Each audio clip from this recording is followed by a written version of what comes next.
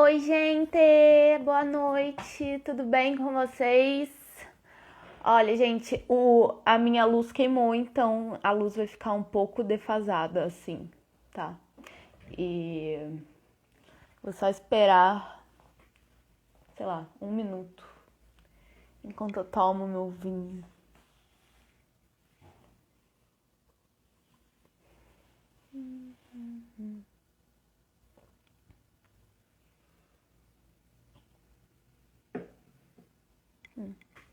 Bom, gente, eu pensei em falar sobre cannabis hoje, porque eu ia fazer um vídeo sobre cannabis, mas como a minha luz estragou, eu não consegui fazer. Aí eu falei, pô, eu estudei e não quero jogar esse conhecimento fora. Aí eu vou tentar fazer da forma mais sucinta e didática que eu conseguir, mas não garanto, mas tentarei. Mas então, vamos lá. Primeira coisa, antes de tudo, se você tem menos de 18 anos, você não deve consumir maconha, vulgo cannabis. Porque já tem vários estudos que comprovam que a cannabis tem um impacto negativo em um cérebro em desenvolvimento.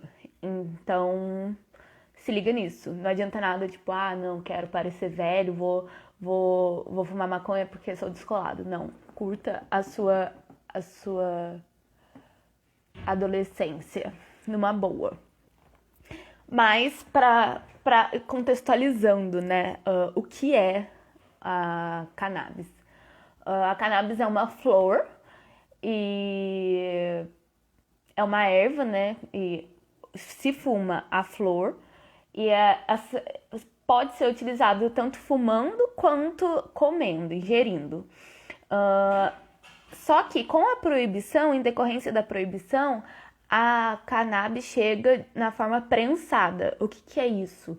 Uh, tem, existem muitas misturas, porque ela tem que ser levada de forma escondida. Então, mistura muitas coisas, mistura amônia, mistura sujeira.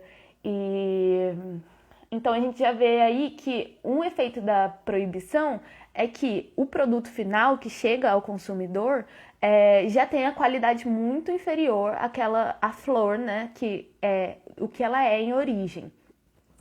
E, em suma, a cannabis tem duas substâncias, o THC e o canabidiol. O THC... Não, vou falar primeiro do canabidiol. O canabidiol, ele tem um efeito relaxante e é a substância que está relacionada a questões de tratamento de doença, principalmente epilepsia, dores crônicas, depressão, ansiedade. Geralmente, a maioria dos medicamentos são à base do canabidiol. E aqui no Brasil, a gente discute a questão do plantio e cultivo. Por quê? A Anvisa já permitiu a importação de medicamentos à base do canabidiol, e só que esses medicamentos têm um custo muito elevado, porque eles têm que ser importados. Então tem em torno de US$ 500 a, enfim, US$ 3.000. Então a gente já vê que é uma população muito restrita que consegue ter acesso ao medicamento à base de canabidiol. E cada vez mais os estudos têm se desenvolvendo, comprovando o benefício do canabidiol para a saúde como um todo. Mas para além do canabidiol, também tem o THC, que é o tetrahidrocanabidiol, acredito, enfim, não tenho certeza se é isso, mas é o THC, que ele é responsável por um efeito mais estimulante no cérebro, é responsável pela criatividade, aumentar a criatividade. E dependendo da espécie de cannabis, dependendo da maconha, ela tem um maior nível de canabidiol e THC ou menor nível. Só que, segundo efeito negativo da proibição, além do produto final chegar na forma prensada, que é horrível para a saúde das pessoas que consomem, ele a pessoa que está consumindo não sabe com a proibição qual é o nível de THC e de canabidiol que tem ali naquela cannabis. Então ela não sabe ao certo o que ela está ingerindo. Oi, gente, tudo bem? Boa noite com vocês, para vocês. Vou dar oi para vocês. E tá, mas e pessoas com esquizofrenia? Se pessoas com esquizofrenia, aliás, pessoas que usem maconha e sejam sensíveis ao THC e desencadeiem por isso efeitos psicóticos, no meu entendimento, se a pessoa tiver um sintoma psicótico, então isso é sinal de que ela deve procurar um psiquiatra imediatamente e ela deve parar de fazer o uso da cannabis. Porque se ela é uma pessoa que tem propensão à esquizofrenia, a cannabis deflagrou uma coisa que evidencia a esquizofrenia. Então, ela tem que se tratar no psiquiatra. Mesma coisa, uma pessoa usa tarja preta e bebe álcool. A gente não vai proibir o álcool por conta de pessoas que usam tarja preta. Assim como a gente não tem sentido a gente proibir a cannabis por conta de pessoas que têm esquizofrenia. Mas não são só pessoas que têm esquizofrenias que podem ter sintomas psicóticos. Sintomas psicóticos podem ser sintoma de transtorno bipolar, pode ser sintoma de ansiedade, pode ser sintoma de depressão, como também pode ser sintoma de esquizofrenia, pode ser sintoma de nada. Mas isso demanda que eu vejo que a psicose é um sintoma, sabe? Então, tipo, putz, apareceu psicose, vou entender o que tá acontecendo com o meu cérebro, vou no psiquiatra. Beleza, gente? Tá, então eu falei aqui dos 2 pontos negativos da proibição da cannabis. O primeiro, o produto final chega prensado, ou seja, cheio de sujeira, cheio de amônia, então o consumidor final é muito prejudicado, porque ele consome uma coisa de muita baixa qualidade. Segundo ponto, a pessoa que consome o produto, com a proibição, não sabe o que ela está consumindo. Então, ela não sabe o nível de THC e de canabidiol presentes naquela substância. O que é o contrário se a gente estimulasse cada vez mais estudos sobre isso. Porque o canabidiol, como eu falei, é o responsável pelo relaxamento e que está nos remédios medicinais.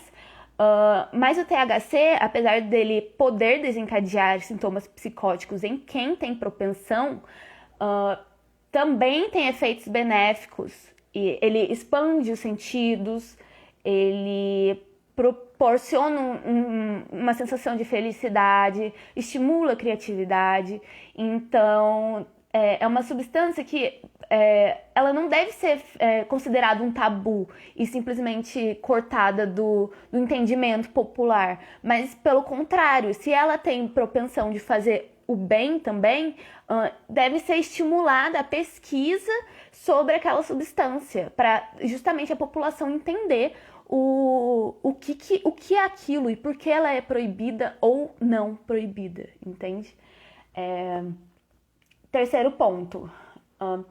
A legislação não define qual a diferença, o que torna uma pessoa traficante e o que torna uma pessoa usuária.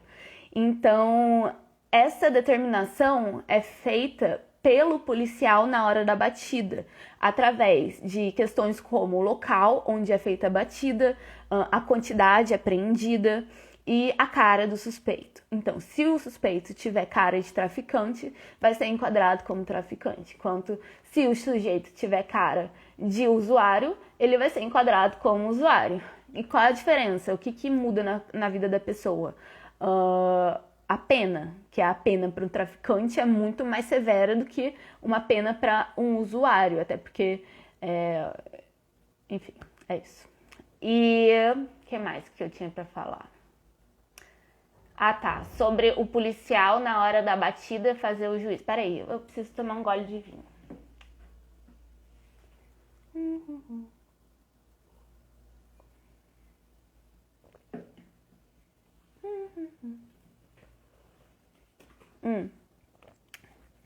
Ai, gente, sou domingo à noite. Tá. E o policial, na hora da abordagem, vai definir se a pessoa é traficante ou usuário. O que isso implica? Isso implica numa insegurança jurídica, isso implica numa extrapolação, no não levar em consideração o princípio da igualdade mesmo, definido pela Revolução Francesa, né, do Estado burguês, porque você, em primeiro lugar, a pessoa que tem dinheiro vai conseguir vai importar o medicamento à base de canabidiol, ao contrário da pessoa que não tem dinheiro. Então isso já não é ser igual, porque a distribuição de renda é completamente desigual no Brasil. E em segundo lugar, o que eu tava falando? Calma, eu vou lembrar. Gente, eu sou sequelada.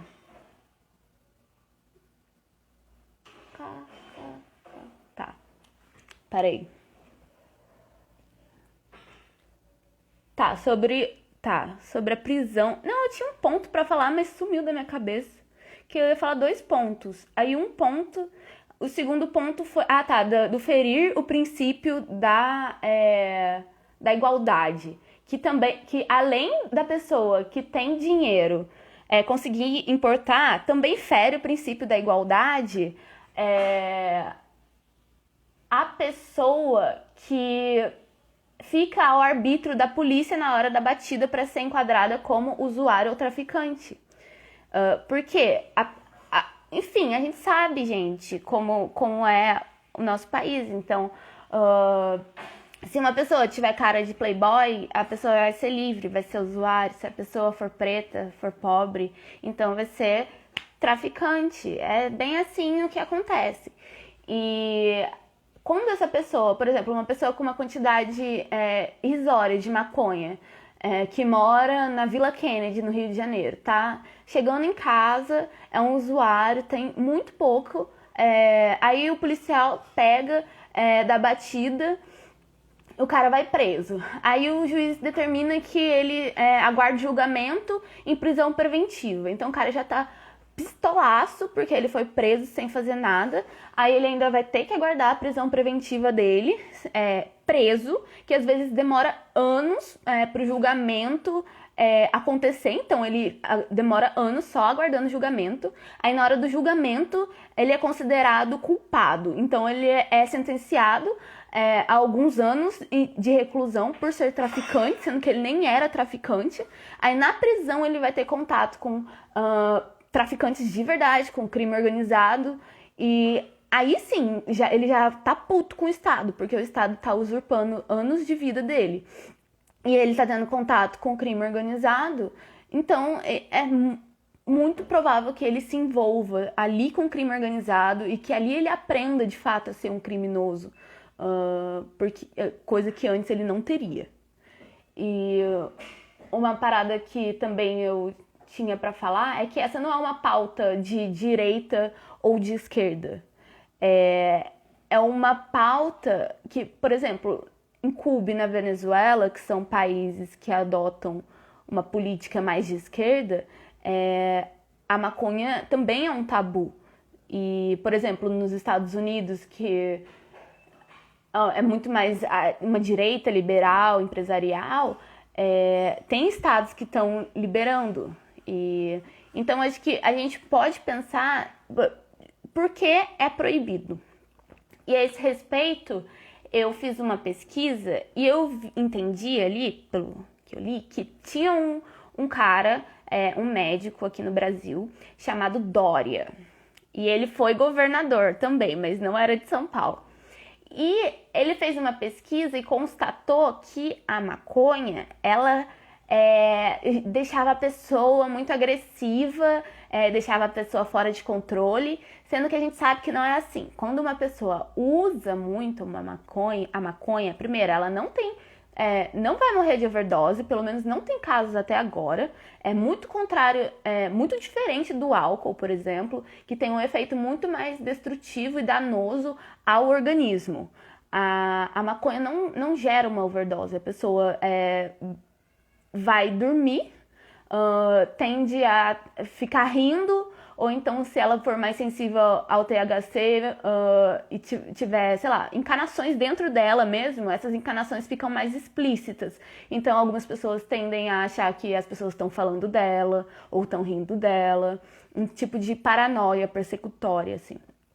Mas não é nada demais em comparação ao álcool, que aí sim deixa a pessoa agressiva, a pessoa bate o carro, bebe, fica valente, mata pessoas. E não é isso que acontece com a maconha. Mas esse médico falou que era isso que acontecia. Sendo que nessa época a utilização da maconha era muito normal aqui no Brasil. Apesar da cannabis, da maconha, ter vindo através da cultura escravista, dos pretos que fumavam, ainda foi tolerada por alguns anos, mesmo após a abolição da escravidão.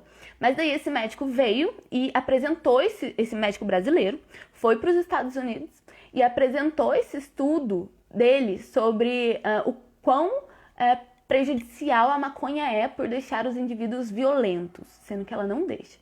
E daí a corte dos Estados Unidos proibiu lá, e em decorrência do estudo desse médico, enfim, depois a gente importou a política dos Estados Unidos prisional, que teve início nos anos 70 com o governo Reagan, e então, por conta de um cara brasileiro, nos Estados Unidos proibiu e depois a gente proibiu, porque a gente estava copiando os Estados Unidos, que na verdade estava se pautando na gente. Então, é uma parada, enfim, meio doida. E outra coisa, quem é o Estado para definir o que você deve ou não consumir, sabe? O Estado, qual é o limite de atuação do Estado para com os indivíduos, sabe?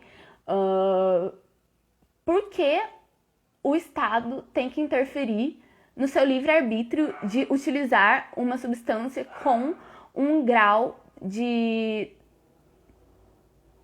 destruição do seu organismo, uma substância, tem uma palavra, mas eu não tô achando, muito pequena. Por exemplo, em relação a outras substâncias que o Estado mesmo permite, como o café, sim, o café, eu já tive muitas crises de pânico por tomar muito café, o álcool,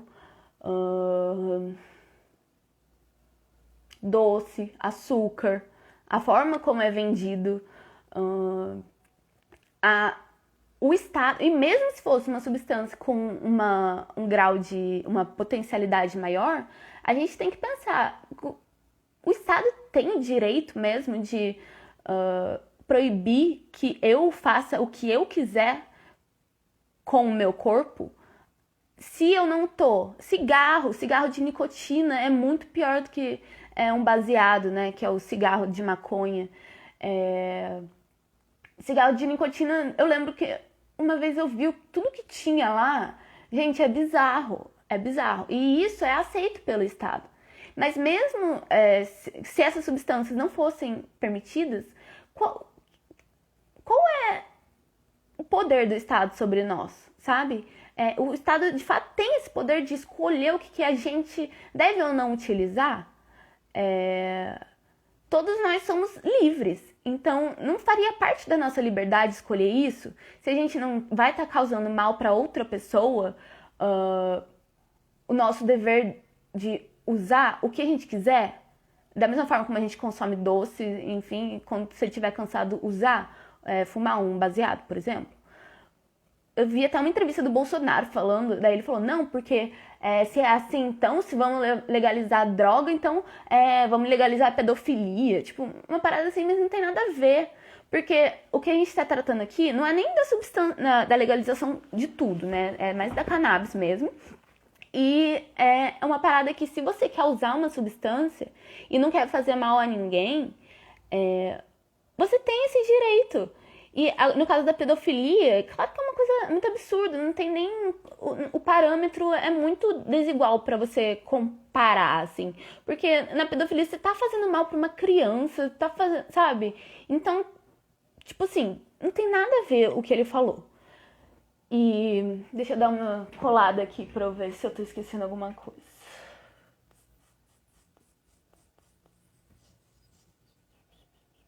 Ah, sim.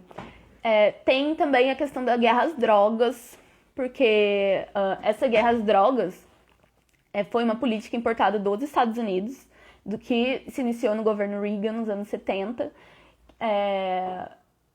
que a gente importou. É uma coisa que é prisional, né? E tem essa lógica de punição de quem faz alguma coisa que a sociedade não aceita. Mas a gente consegue visualizar que a guerra às drogas não está diminuindo o consumo de drogas. Todo mundo que quiser um baseado consome um baseado. Vai comprar na boca, enfim. As pessoas não deixam de usar a substância porque ela é legalizada ou não. Porque a substância ainda assim chega até a gente.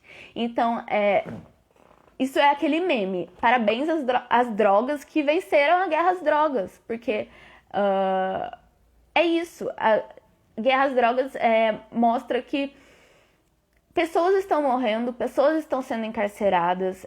Nossa população é a terceira maior do mundo. E ainda assim existe uma criminalidade enorme. Se a questão de prisão estivesse de fato relacionada com a diminuição da criminalidade, então nós que temos a terceira maior população prisional do mundo, deveríamos ser o terceiro maior país com menor criminalidade do mundo. E a gente sabe que não é assim, e não está nem perto de ser isso, que a gente está muito lá embaixo em nível de criminalidade. Então, essa política se prova muito ineficiente. Mas eu não vou ficar falando sobre a guerra às drogas, porque a questão aqui é a maconha, né? Mas a maconha tá no meio dessa guerra às drogas. Só que, gente, vamos pensar.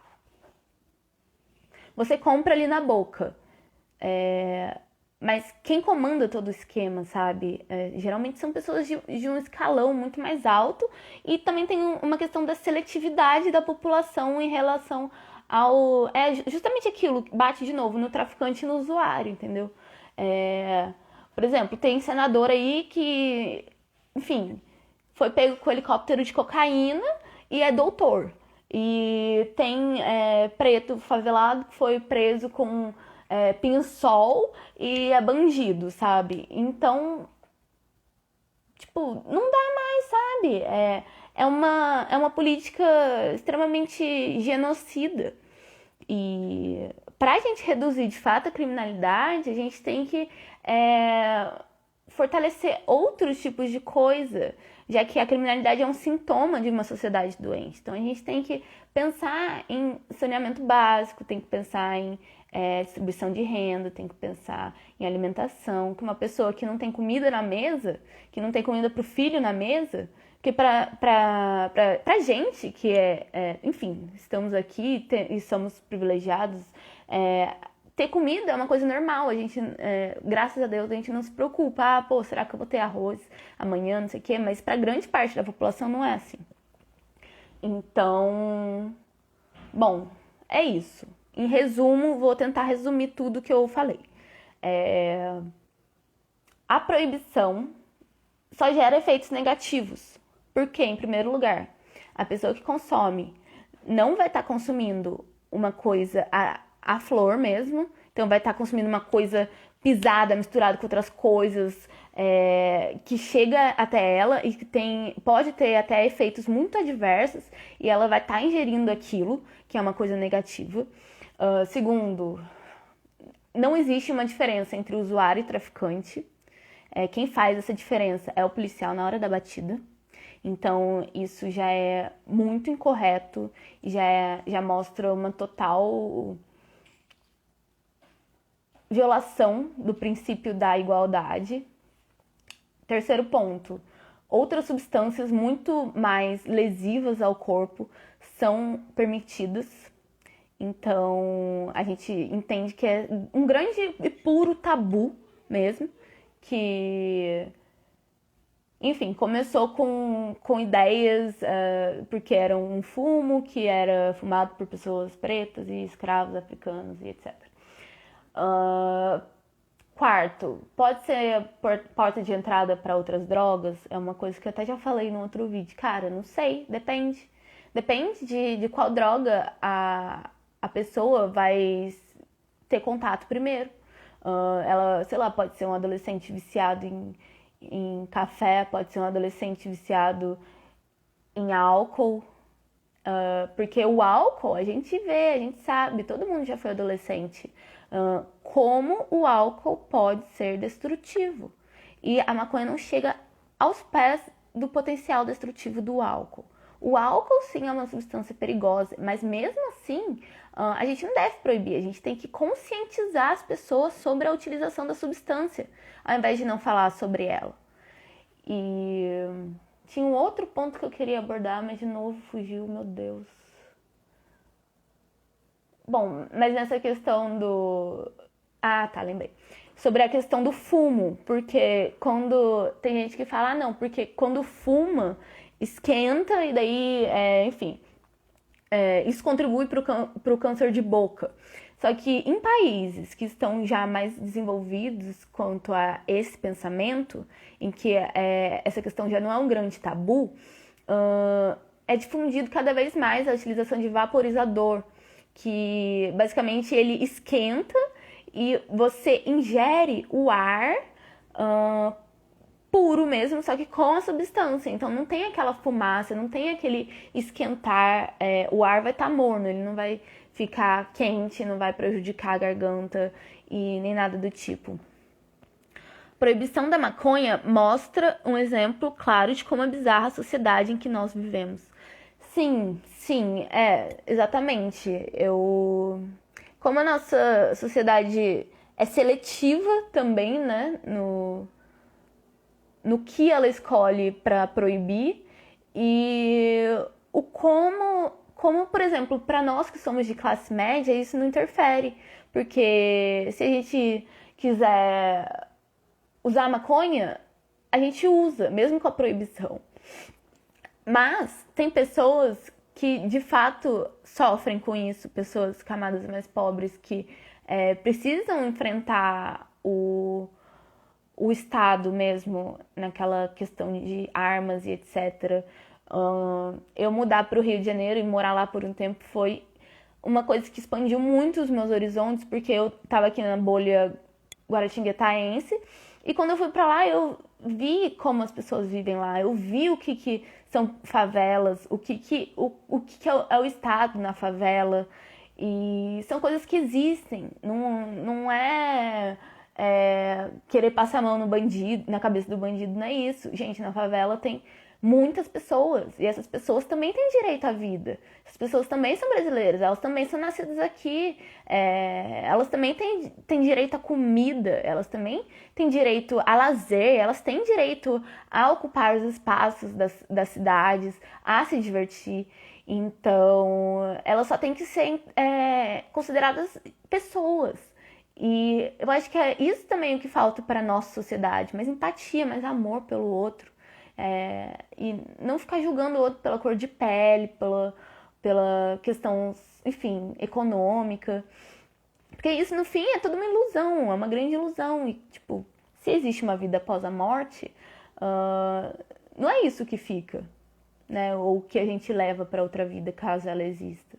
A gente, na outra vida, vai ter dinheiro, na outra vida vai ter classe social, como é que é o paraíso? Entendeu?